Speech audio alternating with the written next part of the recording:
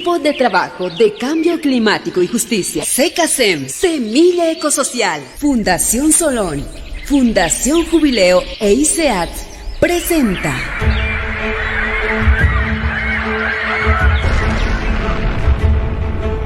Verdades Ocultas. La hora de la naturaleza. Buenas tardes a todos, son las 5:05 de la tarde, bienvenidos a otro programa de Verdades Ocultas, la hora de la naturaleza. Este es un programa organizado por Fundación Solón, Fundación Jubileo, Semilla Ecosocial, el ICEAT y el Grupo de Trabajo y Justicia y Cambio Climático. Está con nosotros aquí Jorge Roberto Márquez Merubia, él es politólogo, analista. Jorge, ¿cómo estás? ¿Qué tal, Felipe? Saludar a toda tu audiencia. Muchas gracias, Jorge. Hoy estaremos tocando un tema que es, tal vez lo escuchábamos justo antes en las noticias, que no ha menguado, no se ha detenido, que es el problema de los incendios. Pero este problema lo vamos a abordar no solo desde un punto de vista local, porque creo que eso lo hemos trabajado mucho, sino es necesario trabajar el tema de los incendios desde un punto de vista más sudamericano. Ha sido un problema que ha afectado a toda la región y en ese sentido iniciaremos hoy el programa, ¿no? Para esto, pues, es bueno leer algunas notas que fueron saliendo durante este mes, ¿no? Los incendios, tanto en Brasil como en Bolivia, pero principalmente en Brasil, han acelerado la deforestación de la Amazonía. Se calcula que más de 22 millones de hectáreas, eso es prácticamente la mitad de la selva amazónica, se ha quemado en incendios forestales en los 3 primeros trimestres del año, más del doble que en el mismo periodo del año pasado, ¿no? O sea, los incendios realmente han rebasado la magnitud y habrían roto el récord que se tenía en el año 2007, ¿no? Para poner en un contexto, la cantidad de proporción de Amazonas que se ha quemado es del tamaño de Bielorrusia, ¿no? Casi de un país, ¿no? Es gigante, ¿no? Y eso es realmente algo que tiene que llamarnos la atención. La deforestación en Brasil ha debilitado el 23% de la Amazonía, ¿no? Según los datos divulgados, se registran un 76% de incremento de los incendios en relación con el periodo del año 2023, ¿no? Quiere decir que este año ha crecido mucho más, ¿no? El tema de los incendios, y esto ha sido mucho más fuerte, ¿no? Y esto ha generado también que Bolivia sea uno de los países más contaminados en América Latina, ¿no? Eso, ¿qué quiere decir, no? Que entre el 2023 y 2024 se habría arrasado, en el caso de Brasil, con el 71% de la biomasa, ¿no? Esto impacta en la biodiversidad, en la capacidad de reestructuración de la flora, de la fauna, ¿no? La capacidad misma que tiene el bosque de sobrevivir el fuego, ¿no? Y esto lo hace más vulnerable para los próximos años, ¿no? Realmente el tema de los incendios es un tema fuerte, es un tema importante y no podemos dejarlo de lado porque la última reserva, el último pulmón del mundo, que es el Amazonas, que es compartido con Bolivia, Perú, Brasil, se está quemando, ¿no? Y se está quemando y eso nos va a traer serias consecuencias como humanidad. Jorge, te damos la palabra. ¿Qué opinas de todo esto? Bueno, creo que tenemos que entender y conocer bien los contextos en los cuales nos estamos moviendo. Esta crisis a partir de los incendios en América Latina, donde los países más afectados son Bolivia y Brasil, como los grandes contaminadores del cono sur, con esto y esa nube de humo que básicamente ha cubierto gran parte del continente, es pues por causa nuestra, y esto se entiende a debidos factores y el poco aprecio que hay incluso desde los gobiernos con la idea de lo que es la biotecnología, y que gran parte de la tierra se le entiende como un activo financiero más allá de la producción de alimentos, que es la excusa que se tiene, ¿no? Si no quemamos, ¿qué vamos a comer? cuando ya la tecnología incluso le está dando formas al ser humano de conservar el medio ambiente y poder producir. El problema acá es la forma de producción. Si es intensiva, como en el caso uruguayo, en sus métodos de producción, o es extensiva y la cantidad de tierra. Cuando estamos hablando de producción extensiva, estamos hablando de grandes porciones de tierra que al final son la base de un activo financiero y que en el fondo se convierte en un negocio más allá de lo que se vaya o no a producir, y eso es altamente peligroso porque al final terminamos destruyendo nuestra diversidad que tenemos, y esto no puede ser, y estamos viviendo una de las peores crisis que han habido en los últimos años, que incluso hemos roto récords, ¿no? En el caso boliviano, más allá del de Brasil, estamos hablando de más de 10.000 hectáreas que se han quemado. 10 millones. Y eso, 10 millones, y eso no debería de pasar.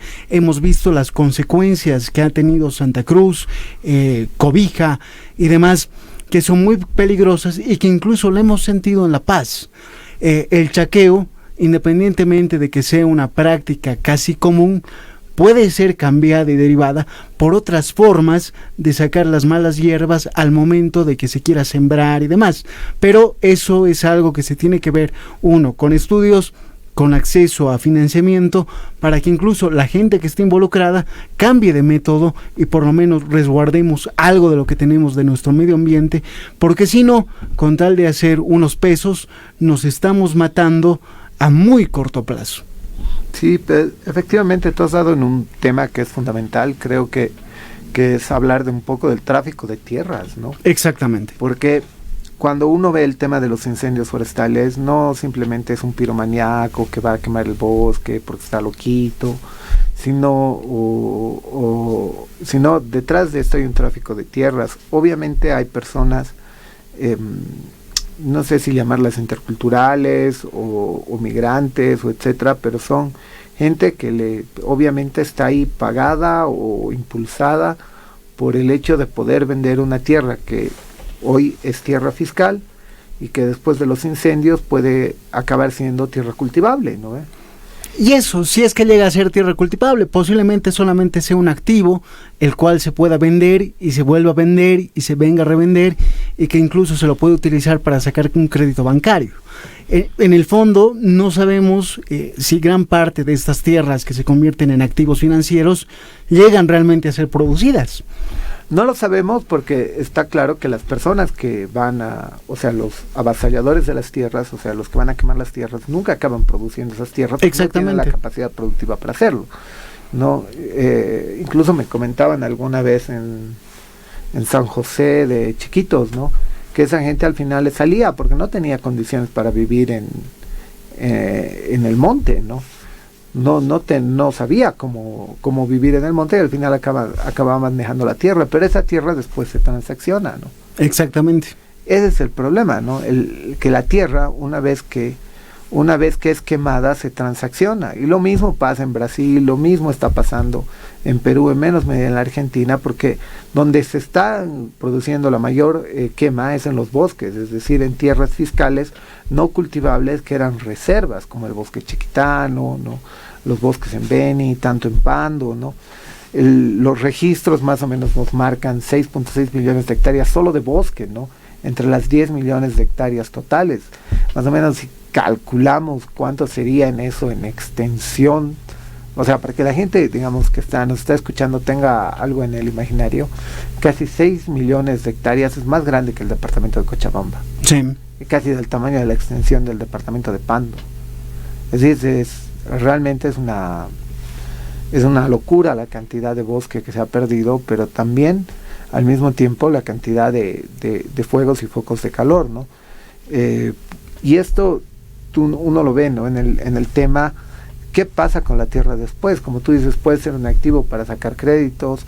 Hay tierras que están en saneamiento y que todavía tienen permiso de estar chaqueando. O sea, tierras que están en saneamiento quiere decir que tierras que eran otrora tierras fiscales y que ahora se van a convertir en tierra cultivable. Uno podría hablar de tal vez la ampliación de la frontera agrícola, pero todos sabemos que la posibilidad de producir esas tierras no está en estos avasalladores, pequeños productores, etcétera, sino estas grandes cantidades de hectáreas solo se pueden producir a gran escala, con maquinaria, con agroindustria, ¿no? Y aquí sabemos por el modelo de producción boliviano que el pequeño productor tiene muy poco acceso a las herramientas de la agroindustria, a las trilladoras, a las sembradoras, etcétera, ¿no? Considerando también que se utiliza la excusa de seguridad alimentaria para permitir estas atrocidades, cuando en el fondo estamos en un país que básicamente es casi monoproductor. Estamos hablando por un lado soya, estamos hablando por el otro de girasol, y absolutamente nada más. Entonces, estos son los peligros que hay al ver la tierra como un activo financiero, como un negocio que ni siquiera sirve para producir y tener esa seguridad alimentaria que se tiene. Sin ir muy lejos, el Perú tiene bancos, uno de los bancos genéticos de papa más grande del mundo en sus variedades. Aquí no hemos llegado a tanto, y eso que en Bolivia también tiene grandes variedades de papa, al igual que el Perú. Y esto también nos demuestra la capacidad que tenemos de ver el mundo y de cuidarnos a nosotros mismos. También aquí hay que tocar un tema importante, que es el desprecio a lo indígena, porque más allá de la desgracia, y como lo hemos visto en el Oriente, a nadie les ha interesado, actores gubernamentales de los 3 niveles del Estado, lo que estas comunidades sufren cada año con el tema de los incendios. Sí, nos vamos a nuestra primera pausa aquí en Verdades Ocultas, la hora de la naturaleza. Volvemos con Verdades Ocultas, la hora de la naturaleza. Bueno, en este problema, digamos, hay también preocupaciones internacionales, ¿no? Una amiga de Alemania, Teresa, nos envía también un mensaje sobre el tema de los incendios y cómo lo están viendo ellos allá. No sé si producción tiene. Hola, me llamo Teresa y soy de Alemania. Las noticias sobre los feroces incendios forestales en Bolivia, que han destruido gran parte del país y gran parte del bosque primario, me hacen triste y desesperada. Estoy muy preocupada por las personas que conozco y todas las personas que están indefensas, expuestas a esta fuerza de la naturaleza. Por desgracia, no hemos oído hablar mucho en los devastadores incendios en las noticias de Alemania. Las terribles guerras en el Oriente Próximo y Ucrania dominan la política aquí, al igual que el continuo giro a la derecha en nuestros países europeos. Ambos tienen consecuencias fatales para nuestro clima. Eso me asusta enormemente.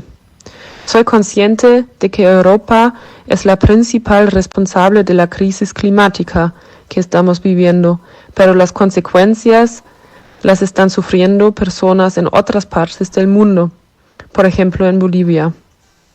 Mi única esperanza en este momento son las alianzas solidarias en la sociedad civil que intervienen en las múltiples crisis y construyen estructuras.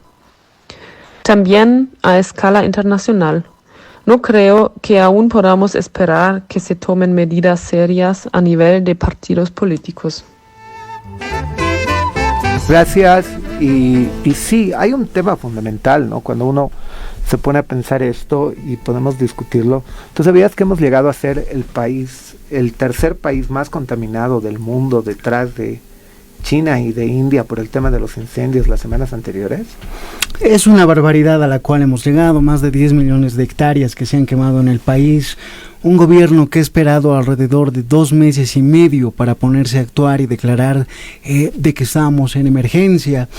La sinvergüenzura de las autoridades de pasarse la pelotita y decir, no, es que el municipio primero tenía que declararse en emergencia, después tenía que hacerlo la gobernación para que después tomara cartas en el asunto el gobierno central, cuando ya tanto cualquiera de estos 3 niveles del Estado conoce la capacidad que tiene para enfrentar pues algo tan atroz y tan feroz como son los incendios forestales. El haber esperado tanto tiempo ha hecho que lo que podía ser posiblemente un impacto menor si se actuaba con prontitud, llegar a una visión casi infernal y que estemos en el tercer lugar de contaminación del aire después de la China y la India es pues altamente inaudito, y también nos demuestra la incapacidad de las autoridades de ponerle un alto o de permitir, mirando a un lado por un tiempo, a que las quemas pues se vayan realizando para después preocuparse y salir y llevar su gabinete a Santa Cruz, como si un gabinete tuviera la capacidad de hacer llover.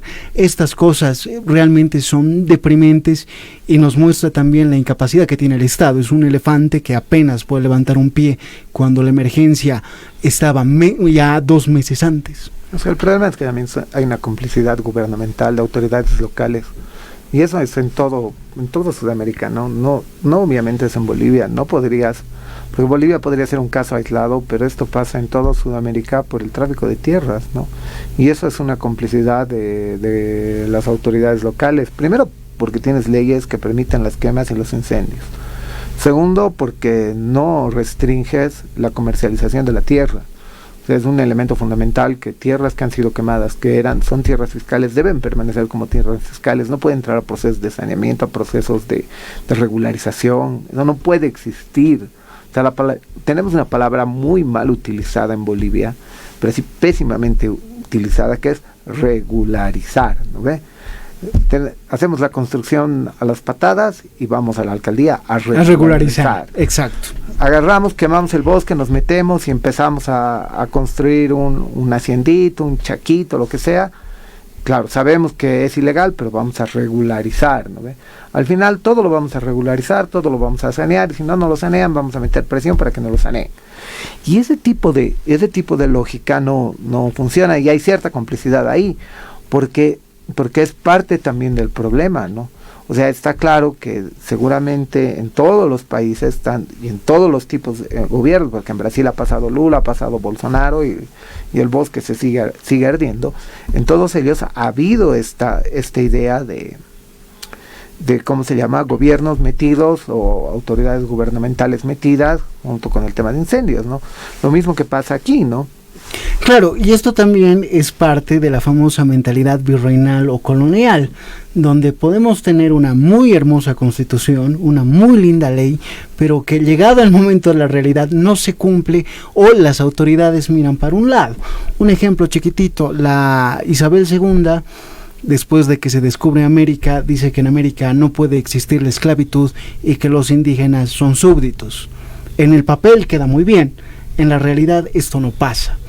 Lo mismo pasa acá. Esas taras que hay de que la ley está muy bien, pero si quiero la acato o no, la seguimos repitiendo de manera crítica, y nos muestra también un proceso, entre comillas, de descolonización, que incluso hay un viceministerio encargado para eso, que no es capaz de frenar estas prácticas meramente españolas, que las seguimos aplicando nosotros casi de manera automática. Bueno, es una práctica que viene desde tiempos bíblicos, ¿no?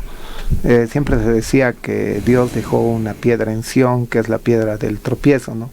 El que busque justicia en la ley siempre tropezará con la misma piedra, pero el que sepa apoyarse en la ley encontrará en la piedra una gran piedra angular sobre la cual poder edificar muchas cosas, ¿no? Claro, por un lado es el dilema de la ley, y por el otro lado es también un poco lo que nos decía Teresa, ¿no? Es decir, Europa es responsable, porque al final Europa es uno de los mayores consumidores de soya, Europa es uno de los mayores importadores de carne, junto con China, junto con Estados Unidos. Bolivia no es un país industrial y está altamente contaminado, o sea, no tenemos fábricas, pues no producimos plástico, no tenemos ni siquiera el 0,1% de lo que tiene China, ¿no? O India, o Estados Unidos, ¿no? Pero sin embargo... O México, o la Argentina. O la Argentina, pero no vivimos lejos, no somos un país industrializado, ¿no? Nuestro gobierno nos vende que va a hacer papas fritas y que va a industrializar el país, ¿no? Entonces...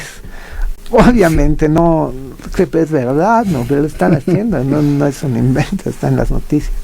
Entonces ese hecho fundamental es el que necesariamente hay que discutir cuando uno habla de incendios. Hay una gran promesa de mercado de que vas a poder vender a todos estos países, que vas a poder ser el gran exportador de soya, vas a poder ser el gran exportador de carne, el gran exportador de girasol, cuando al final de cuentas no lo eres tampoco, ¿no? Al final de cuentas ni siquiera puedes producir todo lo que ya tienes como hectáreas disponibles de producción. O sea, ni siquiera eres óptimo productivamente ahí. O sea, no eres competitivo, y que ese también es otro problema. Si no eres productivo, no eres competitivo. No eres competitivo, porque cuando nos compran aceite por la comunidad andina, que tenemos preferencias arancelarias. Exacto. No somos competitivos, no tenemos la gran industria de aceite. No, prácticamente, pues, no tenemos ni siquiera una industria de aceite tan grande como la que tiene Perú, ¿no?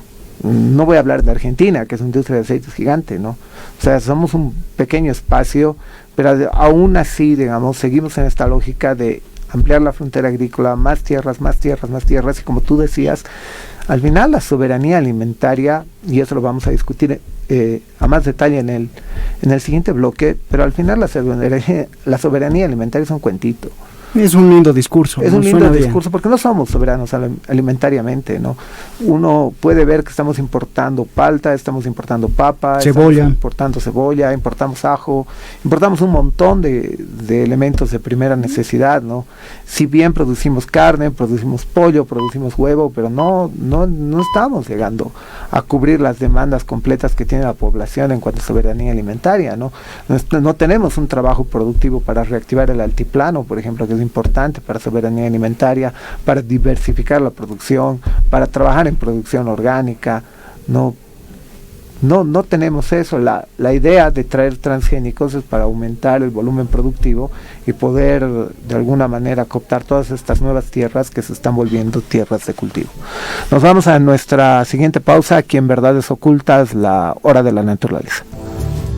Volvemos con Verdades Ocultas, la hora de la naturaleza. Estábamos discutiendo el tema de los incendios, discutíamos un poco el anterior bloque, que nos venden bien la pastillita de la soberanía alimentaria, pero no hay soberanía alimentaria, ¿no? No hay soberanía alimentaria. Lamentablemente es un discurso que hace que nos sintamos bien, pero que no se ha trabajado para modificar la realidad en la cual vivimos.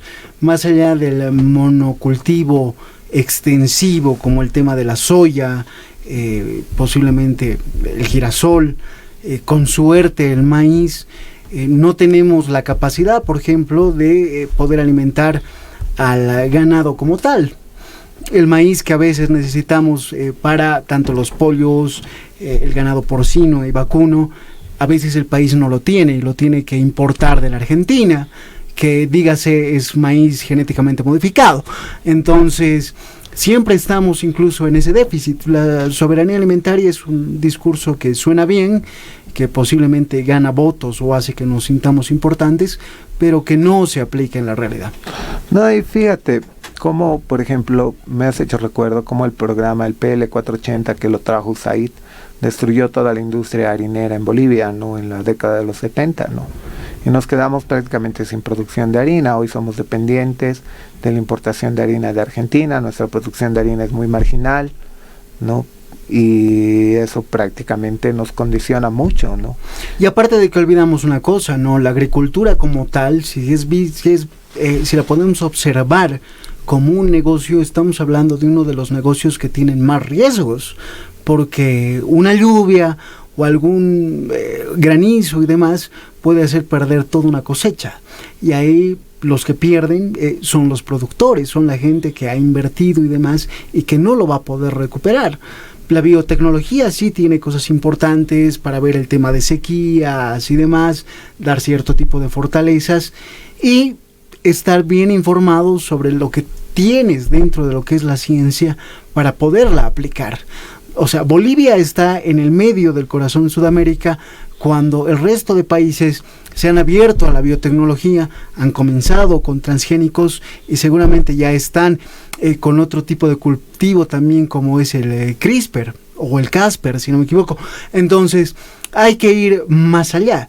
Todavía nos seguimos mirando el ombligo cuando, entre comillas, aquello que nos dicen que es orgánico tiene un montón de pesticidas para tratar de salvar a lo que se ha plantado de la maleza y demás cosas que pueden salir, y hay que cuidar, porque al final de eso vive el productor. El problema es Monsanto, ¿no? El problema es que lo que pasa es que con los transgénicos, el problema no está vinculado a la modificación de la semilla. Eso es lo primero que hay que discutir. No es el problema si una semilla se modifica o no. Las semillas se han modificado en la historia del Desde siempre, además, no es algo nuevo. El problema son los pesticidas que se utilizan. Lo que pasa es que en Monsanto, la gente que, tanto desde el que fumiga en Monsanto hasta la gente que consume Monsanto, lo primero que te va a afectar es a la salud interna. O sea, es cáncer. Se fija cáncer. El problema de traer elementos genéticamente modificados es que eso van a acelerar y disparar los problemas de cáncer. Es que ese es el problema de los transgénicos. O sea, el problema de los transgénicos no está, digamos, no es un problema de que, voy a comer una semilla mutante. No es el punto. O sea, esa es una falsa discusión. El problema de los transgénicos es que todos los transgénicos están diseñados para resistir todos estos tipos de pesticidas que son cancerígenos para la salud. En los países que utilizan semillas genéticamente modificadas, como en el Uruguay y en la Argentina, los fumigadores de Monsanto después de un año acaban enfermos. Es muy posible. Existe la posibilidad. Y bueno, también hay cierto tipo de cuidados. Esto es verdad, modificar semillas y demás o productos finales, como el tema de las frutas, siempre han habido. Los injertos son un ejemplo de aquello. La agricultura nace en base a aquello, ¿no? En poder adaptar para cuidar la alimentación que vas a tener y que y que realmente puedes comer. Y este es el gran problema que tiene Bolivia. Ni siquiera tenemos un mapa de cultivo variado, más allá de los grandes del monocultivo que hay, que tampoco lamentablemente tiene la capacidad de ser competitivos. Entonces estamos hablando de que estamos destruyendo grandes sectores de bosque, de tierras fiscales, bajo la idea de que el cultivo extensivo nos va a ayudar a no morirnos de hambre. El problema es que gran parte de esta tierra termina siendo un activo financiero más que de cultivo, y eso también nos termina deshaciendo y destruyendo. Aparte de que los discursos del cuidado de la naturaleza, que lo hemos visto en estos últimos años, no se aplican en la realidad. Suena bien, posiblemente para que desde afuera las autoridades reciban un par de aplausos, pero demuestra que la realidad es totalmente diferente y es triste al mismo tiempo. Lo que pasa es que primero pierdes diversidad genética. Segundo, pierdes diversidad culinaria. Tercero, cada vez quedas sometidos a productos más industrializados, ¿no? Por ejemplo, fíjate lo que está haciendo el gobierno ahora. Ha decidido poner arancel cero a la importación de arroz. Pero el país produce arroz. Produce arroz. O sea, independientemente, digamos que preferiríamos producir más arroz integral, pero producimos arroz. Y el punto fundamental es que no puedes ir en contra de tus productores de arroz. O sea, no tiene coherencia. O sea, bien, puedes tener una crisis interna de arroz que es producto de la especulación del mercado, de la baja cosecha, etcétera, ¿no? Pero tienes que saber manejar esa crisis. Y el problema es que no estás manejando esa crisis porque MAPA está yendo por donde puede, o sea, no tiene rumbo ni pies ni cabeza. No puedes manejar la crisis porque no tienes políticas serias para manejar la crisis, tanto de los dólares como del problema alimentario. O sea, el problema alimentario de escasez de alimentos, que está empezando a escasear los alimentos o que van a empezar a escasear muchas cosas, está vinculado al problema de los dólares. O sea, no hay que ser, digamos, genio para darse cuenta de que, por ejemplo, produces aceite, bien, pero no produces la botellita de aceite, ¿no? Produces sí. Agua, pero no produces ni las bolsitas ni las botellitas del agua, ¿no ve? Entonces importas un montón de cosas desde la maquinaria, desde un montón de cosas. No se da cuenta que el problema del dólar es un problema fundamental. ¿Cómo vas a resolver el problema del dólar? Necesariamente tienes que empezar a discriminar qué sectores realmente necesitan traer sus dólares, por ejemplo el sector minero. Pero el sector minero está, digamos, al margen de todo análisis económico, porque cuando hemos escuchado su clase barata de economía, donde él dijo, si no me acuerdo, le pregunta, él dijo que el gobierno del Evo no invirtió en hidrocarburos, ¿no? o más o menos nos dijo que el Evo no le dijo que ponga eso en el POA, entonces por eso él no ha puesto, ¿no? Entonces... Bastante obediente, además. Bastante obediente, ¿no? El Evo no me ha dicho que ponga, entonces no he puesto para invertir en hidrocarburos, porque al final él hace el POA, ¿no? Entonces, en su barata clase de matemáticas nos ha intentado explicar, pero nunca ha tratado el tema del oro. El tema del oro son 4.000 millones de dólares que tienen que ingresar al país y que no están ingresando. Y que hay un gran riesgo que salgan de contrabando por otros países. O sea, no estamos tomando ni siquiera dimensión sobre los problemas que tenemos. Ahí tenemos otro problema medioambiental.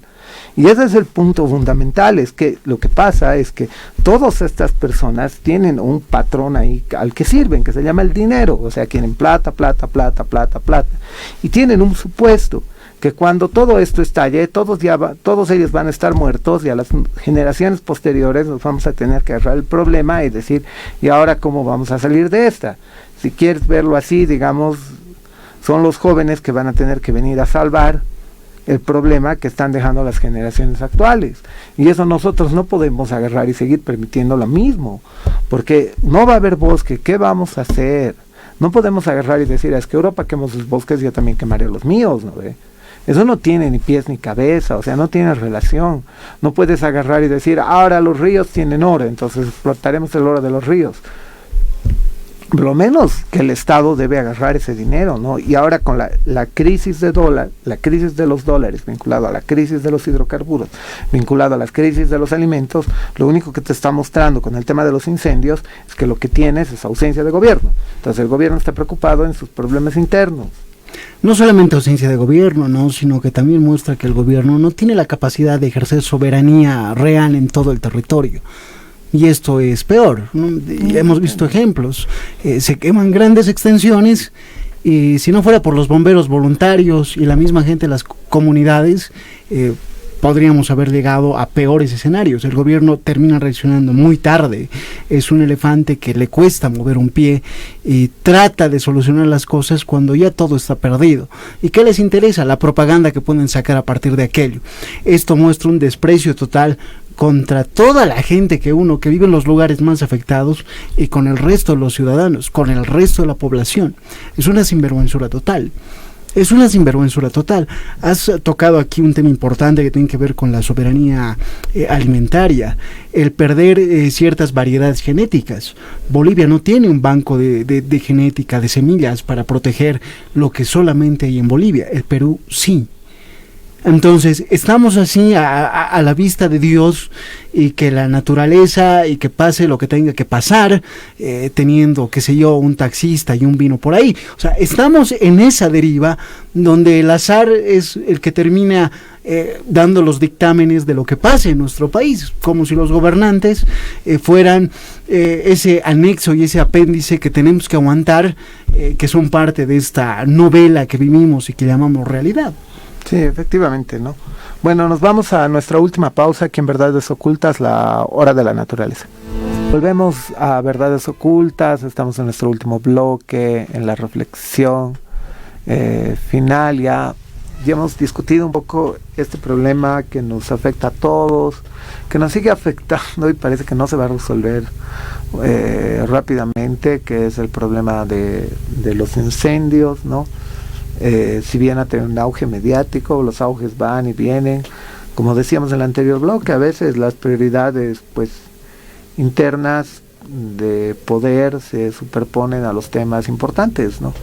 Porque al final las disputas por candidaturas pueden ser muy irrelevantes cuando se está quemando el bosque, ¿no? Bueno, nuestra realidad nos muestra que tenemos un estado sin gobierno, ¿no? Si podemos ver que existen estados nacionales y naciones sin estado, Bolivia es la muestra de que es un estado sin gobierno.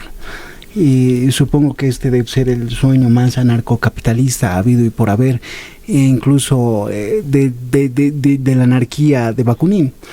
Lo que tenemos y lo que conocemos al parecer como instituciones existen porque los edificios donde en teoría funcionan los podemos ver día a día, y eso es altamente preocupante desde el punto de vista institucional, y también una muestra de la informalidad no solamente social que hay y que existe en el mercado, sino de la realidad del país, y esto es altamente lapidario.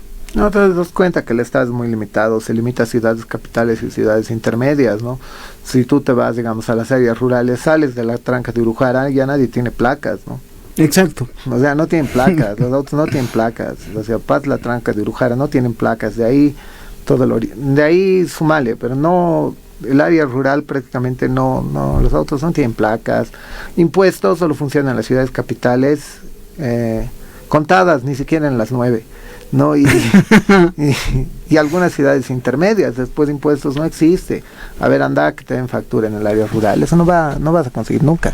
O sea, lo que pasa es que vivimos en un estado que prácticamente no puede cooptar su territorio, eso ya lo decía Zabaleta hace años, ¿no? Y el problema con los incendios es que ahí tú has dado un punto fundamental, es decir, si no es la sociedad civil que se organiza, no se puede combatir los incendios. No se puede combatir. O sea, hay una ausencia del Estado. Sí, si esperamos a que el gobierno haga algo, podemos ir muriendo lentamente. Y ese es el gran dilema del día a día de los bolivianos. Claro, porque los que salieron fueron bomberos voluntarios. Y voy a recalcar la palabra voluntarios. Voluntarios, no son personas que tienen un sueldo, no son funcionarios públicos, no trabajan para la institución, no tienen jubilación, no tienen nada, no tienen ni siquiera un seguro. Bomberos voluntarios, comunarios, civiles, indígenas, si no fuera por ellos, el desastre podía haber sido peor, y eso es algo que creo que es indiscutible. Y eso hay que agradecer, ¿no? Porque al final de cuentas, ante la ausencia de gobierno, tenemos una sociedad civil fuerte, capaz de reaccionar a los incendios y capaz de ser crítico ante ellos, ¿no? Y que tiene la capacidad de organizarse ante una emergencia. Yo creo que esa solidaridad que todavía mostramos es más que importante, y también es esa muestra de que el gobierno suena bien, se escucha bien, pero que en la realidad existe muy poco. No, es más un tema simbólico que un tema real. Más que todo se escucha a partir de medios, porque si tú te vas fuera de los medios que ya están, vamos a decirlo así, de caída en la sintonía, los medios tradicionales como tele y radio y dominan las redes sociales, prácticamente el gobierno no existe. Sí, básicamente, aparte de que la política posiblemente sea una labor ingrata y que la gente tiene mejores cosas que hacer, y eso es totalmente cierto. Hay muchas cosas más importantes que la política, pero no por ello la política deja de ser importante. No, porque al final hay un punto, ¿no? Y este punto lo discutía, viene desde la época de los griegos e incluso previo, ¿no? El problema es ¿por qué haces política, no? O sea, ¿por qué una pequeña ciudad decide organizarse, tener un gobierno, poner a alguien ahí, decirle vos te vas a hacer cargo, ¿no? Lo haces porque necesitas que alguien se preocupe de que todo funcione. Exactamente. Y de que la vida pueda seguir. Pero estos compas están preocupados en otra cosa, ¿no? O sea, al final de cuentas es como una mezcla rara, parecen una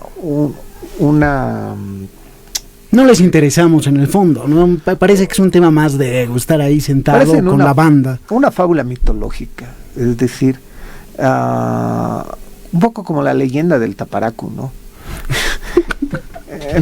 Sí, más o menos parece así, es una leyenda del Taparacu. Dice que cuando el Taparacu se para en tu puerta, lo único que te trae es mal agüero, ¿no? Y como estamos ahora, parece que cuando el gobierno se para en tu puerta, lo único que te va a traer es desgracia, ¿no? O sea, te llega una notificación estatal y ya lo único que supones es desgracia, ¿no? Y eso tiene que ver con el mal momento que estamos pasando, ¿no? Parece que fuese un gobierno de taparacos, ¿no? Pero en ese contexto es necesario, por eso es necesario reencauzar, ¿no? O sea, cuando uno hace esta crítica es necesario porque uno no puede vivir totalmente en la desesperanza o en la crítica. Es necesario tener gente responsable que se haga cargo responsablemente de las cosas que hay que hacer. O sea, no podemos seguir en la improvisación, en el show, en la banalidad. Ya es hora de poner personas responsables que se hagan cargo de los gobiernos nacionales, locales, etcétera. Porque si seguimos en esta, no ponemos personas responsables, no nos damos cuenta de que la administración del Estado es un problema de responsabilidad. O sea, de que hay que tomar decisiones y hay que tener pantalones para tomar decisiones. Si no asumimos eso y seguimos en el show por aquí, show por allá, entonces lo único que vamos a acabar es en la misma destrucción de siempre, ¿no? Y vamos a pensar que después de esta tormenta va a salir el sol, pero no nos damos cuenta que cada vez nos estamos matando más los cimientos, ¿no? destruir los bosques, y esta destrucción de bosques nos va a costar mucho en los próximos años. Se van a debilitar los mismos bosques para resistir incendios. Esto va a dar carta abierta, que haya más incendios, más tráfico de tierras, ¿no? Si algo podemos mencionar es que ese famoso estado aparente que se quería destruir ha resultado ser más aparente de lo que estábamos imaginando, ¿no? Y no se ha logrado los cambios que en teoría se iban a tener o que se podían tener. Claro, lo que pasa es que no se logran los cambios porque es un problema de fe, ¿no? Si quieres verlo así, hay gente que se puede asumir, poner el poncho, el yuchu, levantar el puño y decir yo voy a hacer el cambio, no creen ellos. Exacto. Es un discurso vacío, ¿no? Es el discurso que se necesita y que lamentablemente nos lleva a estos lugares, pero lo que sí hay que recalcar, la sociedad civil boliviana, los bomberos voluntarios, comunarios, indígenas que han sufrido estos incendios, tienen la capacidad de moverse ante la falta de gobierno que existe. Eso es, creo, altamente valorable, y todo nuestro respeto y cariño para ellos, porque sin el trabajo que ellos han realizado, puede que la desgracia hubiera sido aún mucho más grande. Es cierto, ¿no? Es cierto, y bueno, pues tiene que servirnos para reflexionar, ¿no? Tenemos como país varias tareas de aquí a futuro, tenemos que, y este no va a ser un tema, como lo pusimos en el título, los incendios en América del Sur no se acaban este año, va a ser un problema permanente, porque si esto no se corta, al año van a volver a haber incendios en menor o mayor magnitud, al subsiguiente van a volver a haber incendios en menor o mayor magnitud, y va a seguir, y va a seguir, y va a seguir, y lo único que vamos a decir, sí, es el cambio climático.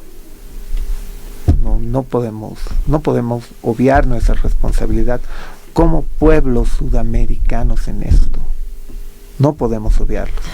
Bueno, hasta aquí nuestro programa y espero que les haya gustado y nos reencontramos el próximo jueves. Muchas gracias.